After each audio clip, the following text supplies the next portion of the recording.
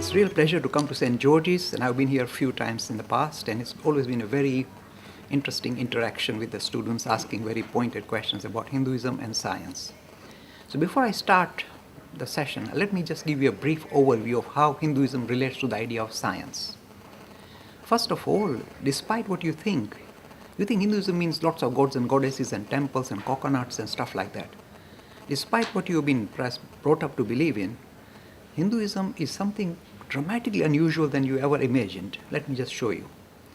The word religion is an enterprise which says, how do we relate humanity with the supreme personality in the heaven, this chap called God? What's the relationship, or how do we link humanity with the supreme personality, a monotheist God? This is called religion, realigning humanity with the supreme personality.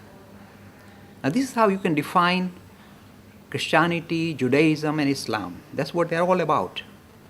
But the term that really kind of relates to your religion is quite different. It is, even though we translate it loosely to mean religion, it is not religion. The word that you heard but perhaps you never explored is Dharma. Now you heard the word Dharma. I say, oh, Dharma means religion surely. No. The word Dharma is something quite dramatically different from the word religion, even though you loosely translate it. Dharma is derived from the root dhara in Sanskrit. So it is really not trying to not talking about a God. It is simply saying we wish to make sense of our human condition. We want to understand what the heck is going on here. Who am I? What am I doing here? What is the nature of reality? What is this all about? I never asked to be born, but I'm born here and I'm here. But I want to know what is the nature of reality. What is this all about? So trying to sort out our human condition and resolving it is the definition of the word Dharma. Addressing our human condition and resolving it, because we are struggling. All sorts of issues arise. So who am I? What is going on? My human condition. How do I resolve it? There are issues arising. I get pain. I'm attracted to certain things. I'm repulsed by the things. I get hurt. I cry. I laugh. What the heck? What is going on? I want to sort it out. I want to come to terms with my human condition and resolve it. This is the definition of the word Dharma. You can straightway see it's quite different from the word religion. One person who's missing in the definition is God. You may think, oh, this is terrible. We like gods. No, but the religion is very well thought out. It is trying to sort out the human condition. So if you talk to an atheist, a humanist, you say that's what you're trying to sort out. What is the human condition all about? And we would like to emphasize humanity rather than a God. This is exactly what the word Dharma says or does. That is why under the same umbrella of Dharma you have Buddhism, no God. You got Jainism, no creator God. Sikhism, monotheist, one God. But Hinduism is pluralistic. It allows variety of approaches in exploring the human condition and addressing it and resolving it. So that is the word Dharma. So how do we do this? How do we practice? It's very simple. We, as living things, we like to suss out the nature of reality. That's what the explorations are about, Dharma. So we like to understand what are the rules and laws that operate in the world around me. What are the rules that operate here? I want to understand them. And not just understand them, try and use them for my benefit. I told you, resolve the human condition. So if I see what are the rules here, like you come to St. George's, you know what are the rules and what are the regulations, you must follow them and play ball. In the same way, we are saying, what are the rules and laws that we see in the world around us?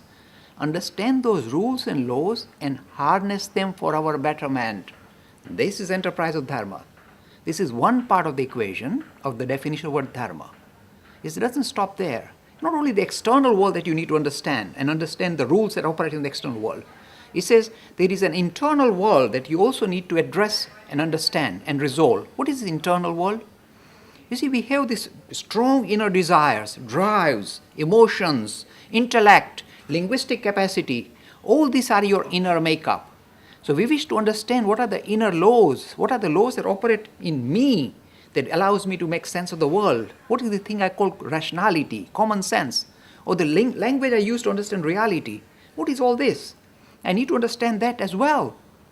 So the inner makeup of mankind, the rules that operate in the inner man, we need to understand those and address them as well and harness them for our betterment.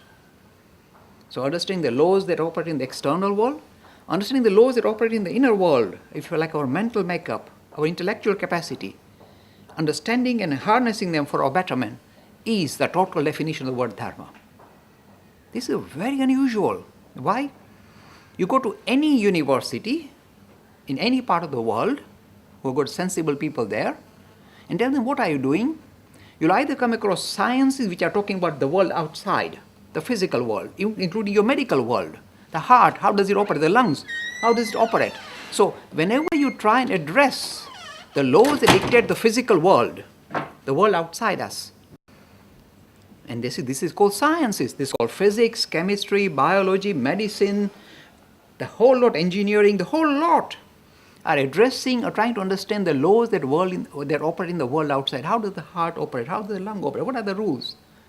If we can understand them, then we can harness them for our betterment, sort out our medical condition, let's say.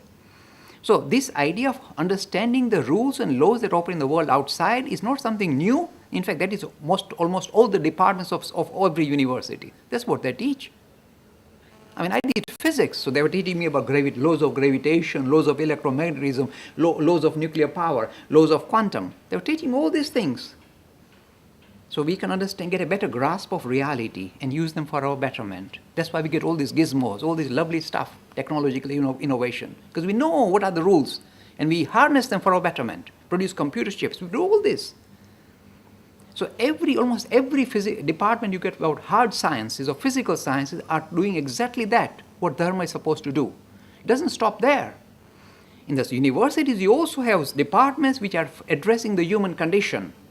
So if you are studying anthropology, human condition, how does humanity behave in societies, as individuals, as families, civilizations?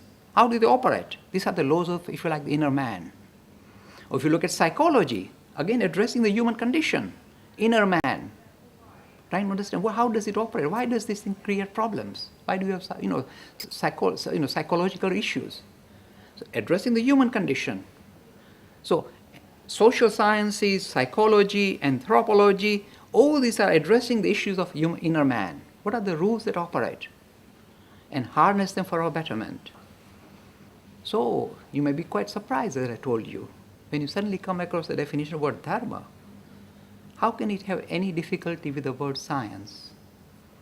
Because every science you talk about will either be hard sciences, trying to harness nature external, or soft sciences, trying to address, if you like, harness the world of inner man. So straight away you see a tremendous resonance. In fact, I'm telling you as a Hindu, if there is anything in science that disagrees with your religious teaching, you have to follow science. Because that's how you define your religion. Not finding a God or sorting him out, sorting human condition out, and understanding the rules that operate in the world around us. So you can straight away see how Hinduism and science has no difficulty. They are same thing defined in different language, same issues. We are addressing the same issue without hesitation. So we are not there, we must play ball with science, and even though our religion says this, we must, or there's always a tussle, and the religion says it's a matter of faith and blah, blah. Nothing of the sort here. We agree, we follow science. We take, wherever science takes us, we are prepared to be led by science. This is the robust nature of this particular enterprise we call Dharma.